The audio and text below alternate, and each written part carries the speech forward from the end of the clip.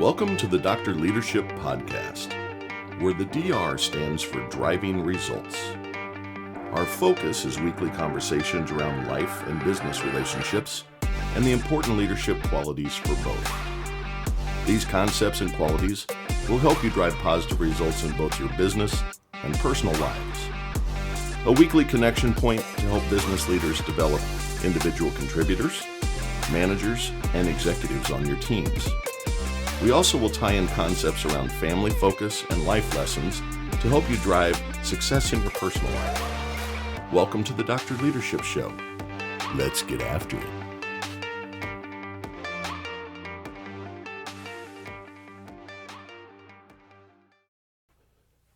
Good day, everyone. I'm Dr. Leadership, also known as Brent Taylor. The DR is for our mission of helping you drive results. A little bit about me. I'm an executive sales leader for a Fortune 500 company responsible for a $1 billion sales and services operation in the technology sector. I carried a bag for 6 years, so I know where things come from as far as what a sales rep and an individual contributor cares about. Since that time, I've been in sales leadership for nearly 27 years. Driven by a servant's attitude and focused to developing cultures that drive results, development, and loyalty among my direct and indirect reports, I feel that I can deliver things to you that will be helpful in your own development and the development of your teams. My mission is to help producers and leaders of all levels develop those around them to reach the highest levels of performance and happiness. Our process will be to share experiences, insight, expertise, philosophies, and best practices to help all who listen garner nuggets to help them improve.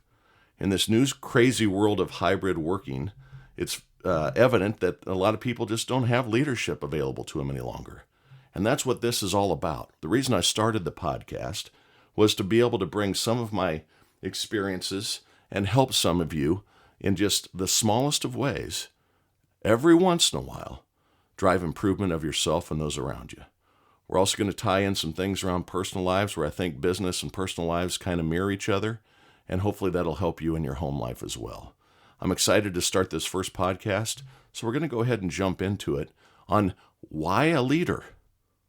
Why did I become a leader? Why did you become a leader? It's probably the most important question, because if you did it for the wrong reasons, you're destined for a really rough road. If you did it for the right reasons, passion, servant's attitude, which I said before, the love of coaching, seeing others succeed, driving people to greater capabilities than they themselves even think are possible, those good reasons will ensure that you have a successful career inside leadership. So let's talk about the why for a minute and some of the reasons why you shouldn't be a leader. I hate starting with the negatives, but the why you shouldn't be a leader I've seen happen to some very, very good people over my career. I've seen outstanding individual contributors, sales reps, that were destined to be great leaders simply because the leaders of their company thought a great rep made a great manager, or a great leader, or a great director. And unfortunately, that's just not the case. I can remember, it was late 90s, and my organization, I've been with the same organization for 27 years, all of which in leadership, and I've seen a lot of good things, a lot of bad things. But we had a rep that was just absolutely off the charts good. Came in as a young guy, and in his first 2 years just set all sorts of new records. Absolutely clipped the highest of productivity, multi-million-dollar transactions inside this technology sector, and was really put on a pedestal. And back in those days, before we really knew about the skill sets that are required to go from an individual contributor to a leader, which we'll talk about in detail here, we didn't really play that way. We just thought, hey, great salesperson, let's throw him to the wolves of leadership. And a whole bunch of things could take that thing off the tracks real quick, right? First of all, buddy to boss. This guy had been a producer and been in the bullpen, and they were all friends, and suddenly he was the new boss. And that can be strenuous on relationships, and you got to be careful of that scenario if you're leading leaders, you're managing managers, is be sure that when you promote somebody from within a team, that they have the wherewithal and the ability to manage a change in relationship, because that's a dichotomy that you don't want to play with. Human nature is all of the remaining reps are going to think they're going to be a little more slack on them because, hey, I'm your buddy. Hey, we've always gone and done things socially on the side. And those types of things need to be held at arm's length when you become a leader. It's just, there's some dangerous waters there. But this kid came in, and in 18 months, his management career was over. It had gone from the greatest of highs to the lowest of lows. And I really blame the organization more than he, because we didn't enable him and empower him with the right attitudes and skill sets to move into leadership. We just said, hey, you're a great salesperson. Let's put you in charge of a bunch of other salespeople, and they'll all be great salespeople just because you're blessing them with your guidance. And leading people to greatness and being an individual contributor that's very successful take very different skills. So this poor guy came in and he approached it as, I'm going to go out and I'm going to be the number one sales rep on every deal. I'm going to lead every deal. First of all, not sustainable. Try being a sales rep productively in a single territory. Suddenly you want to be the leader of a team, and you got 10 territories and you think you're going to be able to run at that rate. Burnout's going to come real quick, folks. That's not the right reason to be a leader. The other thing that he did wrong, that, when you're successful real young, you see this happen in Hollywood a lot, right? You see these stars, where are they now? The children's stars that end up in really bad life circumstances. Same happens when we embrace short-term success with this long-term vision that you're forever great in whatever role we choose to put you in or give you the option to take on. And he was a great rep, but he was very self-focused. He thought he was the greatest because that's all he'd been told he was since he was 22 years old. 22 to 25, you're the greatest thing ever. 25 to 27, big old crash and burn, because he was not enabled with humility. He didn't have a servant's attitude at all. You're going to hear me say that a lot, because to be in leadership, you got to be willing to push yourself away from what would be easy mental steps to take. And what I mean by that is not everybody's going to be just like you. You got to be able to handle different personalities. You got to be able to situationally lead people differently, because what makes people tick changes from person to person. So he came into the role, and quickly success was followed by a spiraling, never-ending drop to defeat. And then the kid was gone. And as an organization, we have to make sure that when we're looking for new leaders, promoting, putting on mentor programs, putting in high potential lists of people, that future leaders, there's all sorts of different programs inside organizations. You got to make sure that you empower these people so when they do get an opportunity to lead, you've given them the skill sets. He didn't have any skills around managing P&L. He didn't have any skills around managing conflict. He didn't have any skills that we had provided to him on what good looks like from a leader standpoint. It's not all just high fives and demanding the next day's activities are at the highest of levels. You don't just get to come in and be the new queen or king and everyone does exactly as you say. That's just not human nature. And he also fought the uphill battle of buddy to boss. So it's just a story from my past where I saw exactly how not to do it. So you don't become a leader because you were a great sales rep. It's the natural next step. You become a leader because it's in your soul. It's inside of what makes you tick. I was a history major in college with a business minor. And the reason I did history was I came from a family of World War II vets. My parents, uncles, aunts, greatest generation. So I wanted to study military history. Loved it. I always knew I wanted to go into business, but if that didn't work out, I wanted to be a college-level history professor. So I guess teaching was kind of in my makeup from that age, from 17, 18, when you're deciding what you want to do in college. I went off thinking I was going to be pre-law because my mom always said I was a great debater. I never listened to her, always argued with her. And there's some truth in that. And you get to use those skills in selling and leadership as well. Negotiation skills, etc., creating value. But It was clear that I had a desire to coach and see people attain knowledge and experiences that are motivating to them, and to drive people to greater capabilities and greater successes than they themselves even think might be possible. Those are good reasons to be a leader. If you're a narcissist and you want to always be right, don't be a leader. If you're okay being wrong and having other people be better than you, that's a good sign for a leader, because that's what the role is. When rubber meets the road, your job as a leader, manager, executive, is to take all those that you're responsible for and take them to the next level. And literally the next level needs to be better than you. So if ego is why you want to be the leader, I know how to do it better than all these people. I could do this much better. Our bosses don't know what they're talking about. I'm going to do it and show them this is how you do it. That's not a really good reason. You're not going to be successful, I don't think. The success comes from the desire to inspire, right? I want to get people excited, pumped up. I want to build a culture. I want to build a team. I want to develop strategies and efforts that are repeatable. I want to see people succeed and their families prosper. I want to high-five others' attainments and not worry about mine. I want to concentrate on we, not me. Those are reasons to be leaders.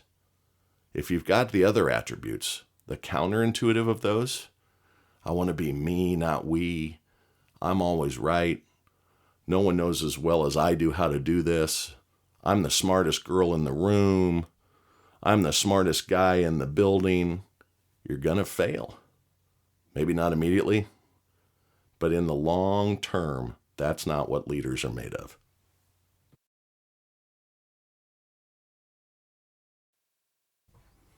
I want to talk about that, the smartest in the room or smartest in the building mentality a little bit longer.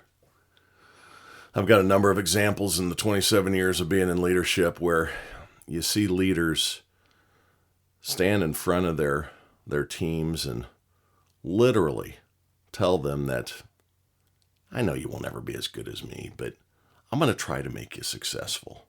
Literally that narcissistic and that ego heavy.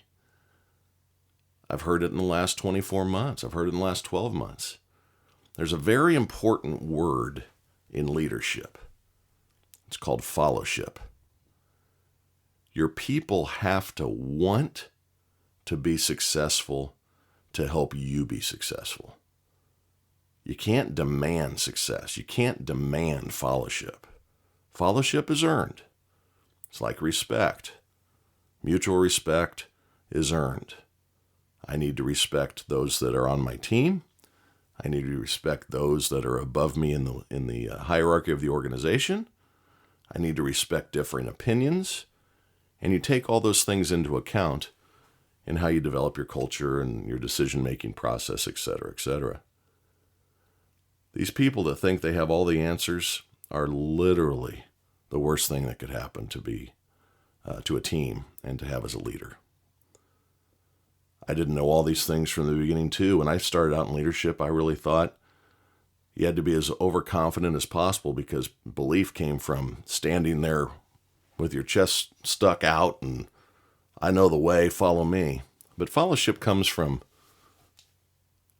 daily interactions, the little things, right?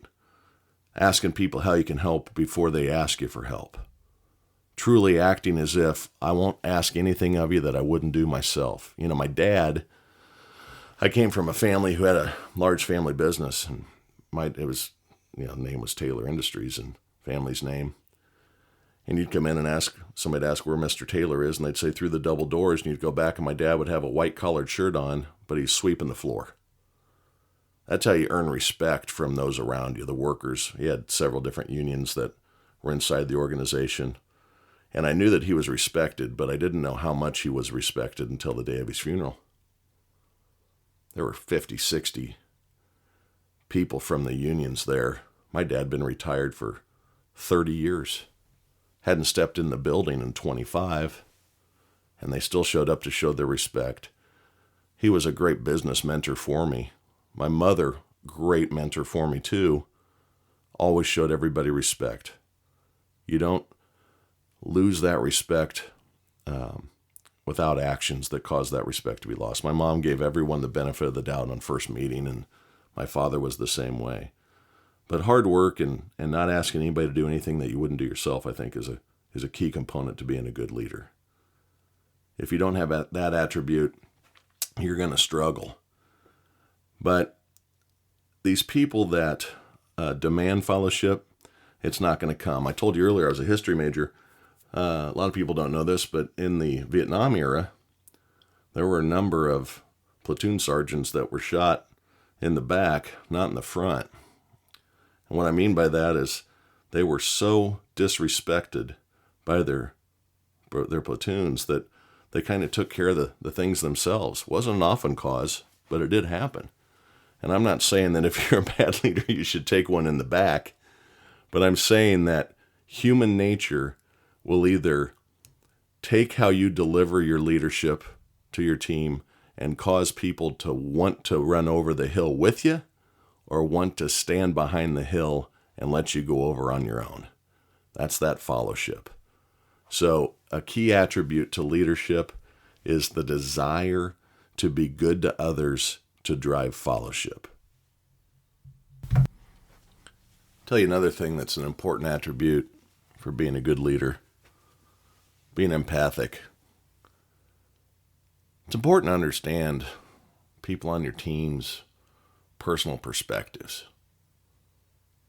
There's always an underlying current of story of why someone's acting the way they are, or why they aren't engaging the way they should be or used to. It's very important to understand the situations that each and every one of your people are going through, have gone through, will go through. You're a leader in good times, you're a leader in bad times. And your people will look to you and judge you more on how you act in the bad times than in the good times. Great leaders show up when the proverbial shit hits the fan, right? Calm in the storm. Never let them see you sweat. All of those characteristics need to show at the troubling times. That's when people look for aspiration from you, inspiration from you to get through. It's going to be okay, Susie. It's going to be okay, Johnny. It's going to be okay, Bill. I promise. We've seen this before. Another day in the life, right? So the why you become a leader needs to start checking a lot of these boxes. And you need to look deep down inside, because it is perfectly A-okay, all right, to be an individual contributor your whole life in a sales organization. You're going to make more money. My best salespeople have out-earned me every year of my career. I've had some great years. If it's about the money, and that's your driving force, if it's about recognition, probably not leadership bound. If it's about coaching and developing relationships and driving people up and onward, those are the great reasons to do it. And as a team member, you got to understand that as the leader, you carry different responsibilities, but you aren't special. Many times I say to my people, I hate the word boss and I hate Mr. Taylor. It's, hey, I'm Brent. I got different attributes of job responsibilities, but I'm nothing special. And I always end with new people, new members of my team. Don't ever make me be your boss. And what I mean by that is I want them to understand that they can come to me with challenges, they can come to me with successes, come to me with ideas on how to handle challenges.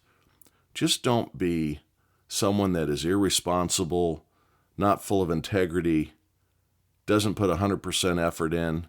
Don't make me have to act like a boss, making tough decisions on your future, putting together performance plans, those types of things, right? I want to be an inspiring leader. I don't want to be a confrontation leader. I've got no challenge, no problem doing it. I've had to do it. That's the worst part of the job. But if you develop people correctly and have them understand what it means to be a member of your team because of the culture you've developed, those are few and far between situations. So, as a leader, do it for the right reasons. And high-fiving when you see the light bulb go on somebody gets my juices flowing. When I see somebody get it, when I see the first big win, when I see the first time they've won trip, chairman's trip or president's club or whatever your company calls it, winning the monthly rep of the month award, the rep of the year award, when that goes on, that just makes me grin from ear to ear. That's what I love about it. It's not the money. Hey, the money's great, right? You get in leadership, you get an executive position after decades of working my ass off and doing these things. That's great. But if it was about the money, I'd stayed an individual contributor. I'd already have twice what I have in the bank at this point. I'm confident in my capabilities in the field. Probably would have made a lot more money, but I wouldn't have had near as much fun. Because you get to enjoy all the wins with everybody, right? Every win is a part of me, and that I love the juices that flow from winning the game and seeing people take down hurdles, climb the mountain, all the different sales cliches. But that's why I went into leadership. So if it's on the other side of the coin and it's about the money, stay an individual contributor, and that's great. And I tell that to people all the time. You got to want to. You don't have to need to. You have to want to. And that's what's great about being a leader to me. So I will be right back after this short little break with some final thoughts on why to become a leader and why not to become a leader. If you have any questions or comments, I can be reached at drleadership.results@gmail.com. Look forward to feedback on this first endeavor of a podcast and any messages you could send to me. Questions, input, guidance. I'm always open to listen. My dad, I talked about him once already. He used to say, 2 ears, 1 mouth. Use them in proportion, son. Use them in proportion. So I'm always willing to listen and hear from you. Also, visit the website at www.drleadership.com. See some of the services available that we have. Check out our subscription options as this thing takes off and develops some wings. We're going to have special content, interviews with other leaders around the country. Got some wonderful, wonderful hosts that are going to come and join me on this thing over the coming months. The list of names is awe-inspiring, all different industries. I went out to people and got them on the hook early because I'm going to need help with this grand thing. I don't have all the answers, but check us out at www.drleadership.com. Again, the email address, The email address is drleadershipresults@gmail.com. Look forward to hearing from you. We'll be right back.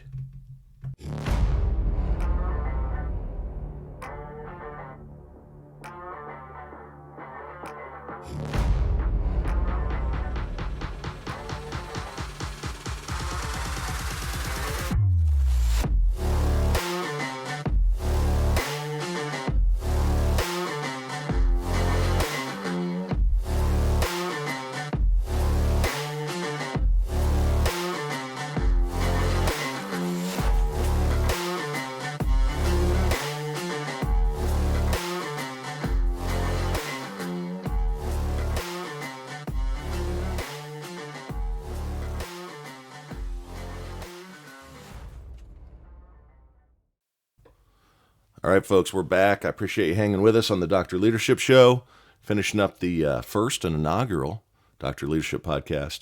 Just wanted to finish with a couple thoughts on the why the leader, why you should be, and maybe why you shouldn't be, just for some parting thoughts. So remember this. The reason you should be a leader is because you hold empathy and you want to see others succeed and you want to inspire. You want to drive them to success they don't feel they can attain themselves. Push them through it. See greatness. Be a leader because you enjoy high-fiving other people's successes. Be a leader because you want to help them help themselves. You want to see team develop. You want to see culture take off. You want to take on responsibilities. You want to help others. You have a servant's attitude. Don't be a leader if it's all about the money. Don't be a leader if you simply want to be called the boss. Don't be a leader if you want all the accolades. The points on the board are put up by the players. The coach gets some credit, don't get me wrong, but the W comes from the players, whoever puts the most points up. So your job is to drive players to put points up in life. And points don't have to be sales. It's personal development, it's relationships, it's skill set development, it's passion, it's buying into the team. It's about we, not me, when you're a leader. If you want to stay focused on yourself and that is what inspires you and you want to make as much money as possible and you don't want to have responsibilities for other people, completely get it. That's an individual contributor's DNA, and we need lots of them and really good ones. I hope as an individual contributor you aren't selfish and think that way all the way to the end of the conversation, that it's all about me. You got to have some we too. I've seen great individual players never win a championship in a team sport. And in the sales world today, there's a lot of teaming, and no matter what type of industry you're in. My industry is very team focused. Got subject matter experts, etc. But if it's about the money, if you don't want to carry other responsibilities, if other people's desires and happiness aren't your gig, that's okay. But make that choice with an open mind. If you want to be good at listening and problem solving, that's good attributes for a leader. If you don't want to listen, you just want to talk, that's probably a better attribute for another type of career than leadership. Hey, this has been the first week. This thing's just getting, starting to take off. I'll find my groove here. It's funny sitting here and you go through this the first time, and hope I haven't bored you. Hope I've given you a couple nuggets here. We're going to find our sweet spot and continue to deliver great messages. As I said before, we've got great guests coming on through our special content aspects on our website, www.drleadership.com. Again, would love comments and commentary coming back from you. That email address is drleadership.results@gmail.com. I look for good feedback, positive and negative. I can't learn unless I know where the weak spots are, what else you'd like to hear. This podcast is about you and we as much as it is me, practicing what I preach. But we look forward to talking again next week, and I hope you all have a great day. And remember this, you're awesome. Keep that shit up.